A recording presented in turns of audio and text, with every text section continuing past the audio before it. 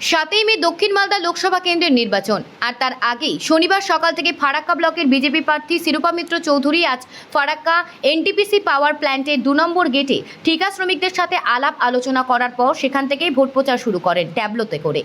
জানা যায় আজ সারাদিন ফারাক্কা ব্লকের বিভিন্ন এলাকায় দলীয় কর্মীদের নিয়ে ভোট প্রচার করবেন তিনি। ফারাক্কা ব্লকের আন্দুয়া, নিশিন্দা, ঘোড়াইপাড়া, বেওয়া সহ ফারাক্কার বেশ কিছু জায়গায় প্রচার সারবেন। দক্ষিণ মালদা বিজেপি প্রার্থী শেষ মুহূর্তে ভোট প্রচারে দাপিয়ে বেড়াচ্ছেন। ফারাক্কার বিভিন্ন গ্রামে কথা বলছেন ভোটারদের সাথে, শুনছেন তাদের অভাব অভিযোগের কথা। হস্তক্ষেপ করতে পারছেন না, তবে উনি কথা দিয়েছেন যে ভোটটা মিটে যাওয়ার পরে আমাদের এনটিপিসির সঙ্গে আমাদের যে শ্রমিকদের যে চাওয়া পাওয়া নিয়ে যে এগ্রিমেন্ট, সেই এগ্রিমেন্ট যাতে তাড়াতাড়ি সম্পাদন হয় এবং যাতে ভালোভাবে সুষ্ঠুভাবে প্ল্যান চলে, সেই কারণে আজকে দিদি প্রতিশ্রুতিবদ্ধ, দিদি বলেছে যে হ্যাঁ আমরা দেখব।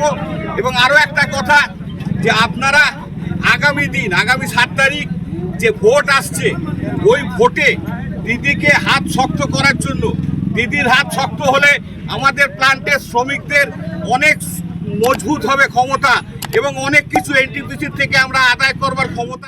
আসছে দিন, মোদিজিকে সমর্থন দিন, মোদিজিকে সমর্থন দিন, নির্ভয়াদিকে সমর্থন দিন, পদ্মফুলে ভোট দিন, বিজেপিকে ভোট দিন।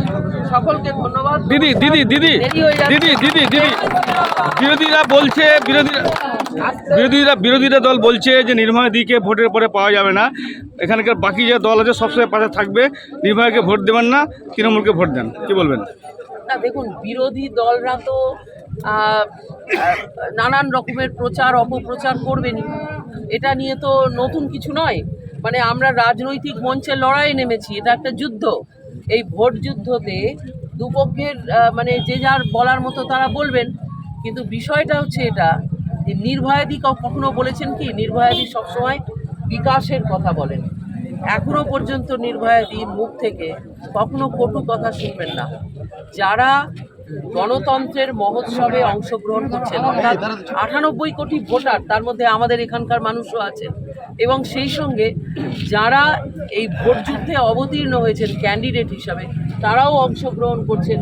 এই প্রত্যেককে আমি অভিনন্দন জানাচ্ছি, শুভেচ্ছা জানাচ্ছি।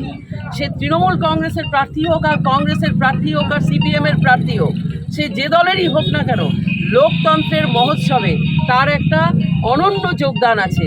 তাই আমি তাদেরকে সম্মান এবং মর্যাদা দিয়ে বলবো যে আপনারা নিজের প্রচার করুন, যেভাবে করতে চান করুন, কিন্তু নির্ভয়াদি কখনো ছোট কথা বলে না।